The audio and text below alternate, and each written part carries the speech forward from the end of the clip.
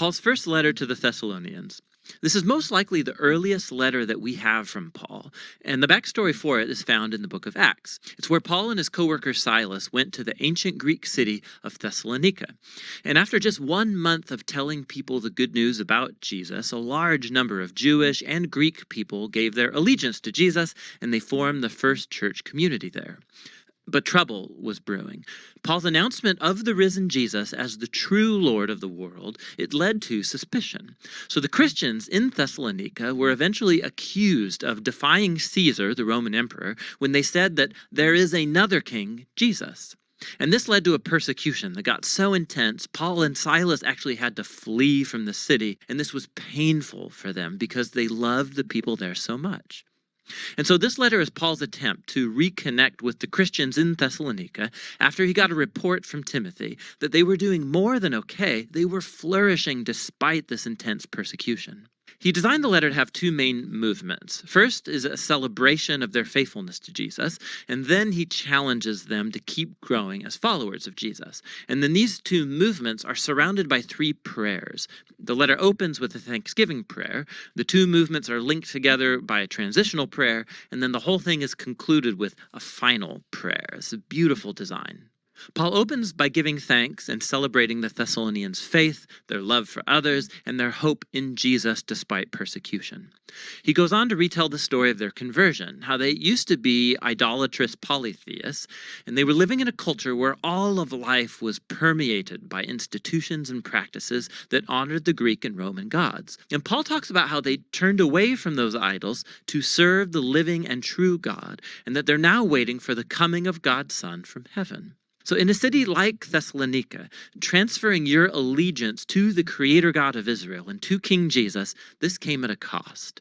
Isolation from your neighbors, hostility from your family. But for the Thessalonians, the overwhelming love of Jesus who died for them and the hope of his return, it made it all worth it.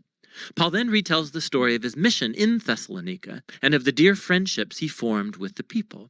He uses really intimate metaphors here. They treated him like their child, and he became like their mother and like their father. He says, "We were happy to share with you not only the good news from God, but our very selves, because we came to dearly love you." Paul reminds us here that the essence of Christian leadership is not about power and having influence. It's about healthy relationships and humble, loving service. He reminds them that he never asked for money. He simply came to love and serve them in the name of Jesus. And so Paul moves on to reflect on their common persecution. Just like Jesus was rejected and killed by his own people, so now Paul is persecuted by his fellow Jews, and the Thessalonians are facing hostility from their Greek neighbors. And Paul draws a strange comfort from knowing that together their sufferings are a way of participating in the story of Jesus' own life and death. Paul then shares about the anguish he experienced when he heard of the hardships the Thessalonians had after he and Silas fled. So he sent Timothy to support them and see how they were doing. And to his joy, Timothy discovered that they were going strong. They were faithful to Jesus. They were full of love for God and their neighbors. And they longed to see Paul as much as he longed to see them. And so Paul concludes with a prayer for endurance. And what's cool is that he introduces here the topics he's going to address in the letter's second half. He prays that God will grow their capacity to love, that he'll strengthen their commitment to holiness as they fix their hope on the return of King Jesus. So he opens the letter's second movement by challenging them to a life that's consistent with the teachings of Jesus. So this means, first of all, a serious commitment to holiness and sexual purity. In contrast to the promiscuous, sexually destructive culture around them, they are to follow Jesus' teaching about experiencing the beauty and the power of sex within the haven of a committed marriage covenant relationship. God takes sexual misbehavior seriously, Paul says. It dishonors and destroys people and their dignity. Following Jesus also means a commitment to loving and serving others. So Paul instructs them that Christians should be known in the city as reliable people who work really hard, not just to make money, but so that they can have resources to provide for themselves and to generously share with people who are in need. After this, Paul addresses a number of questions the Thessalonians had raised about the future hope of Jesus' return.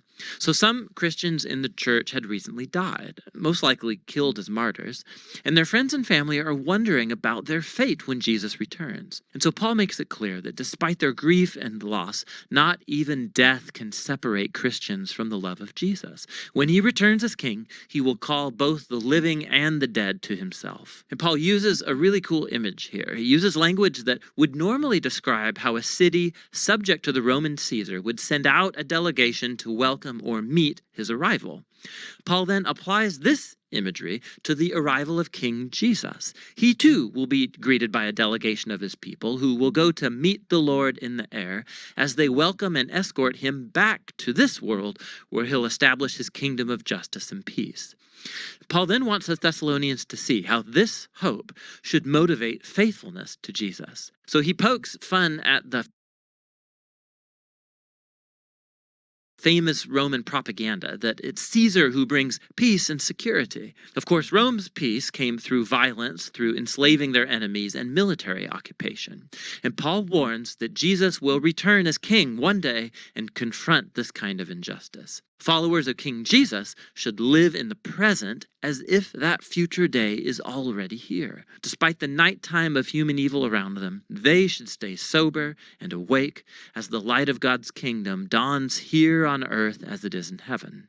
Paul closes all of these exhortations like he began, with a hopeful prayer, that God would permeate their lives with his holiness, that he would set them apart to be completely devoted and blameless until the return of King Jesus. 1 Thessalonians reminds us that from the very beginning, following Jesus as king has produced a truly countercultural or holy way of life. And this will sometimes generate suspicion and conflict among our neighbors. But the response of Jesus' followers to such hostility should always be love, meeting opposition with grace and generosity. And this way of life, it's motivated by hope in the coming kingdom of Jesus that has already begun in his resurrection from the dead. And so holiness, love, and future hope, that's what 1 Thessalonians is all about.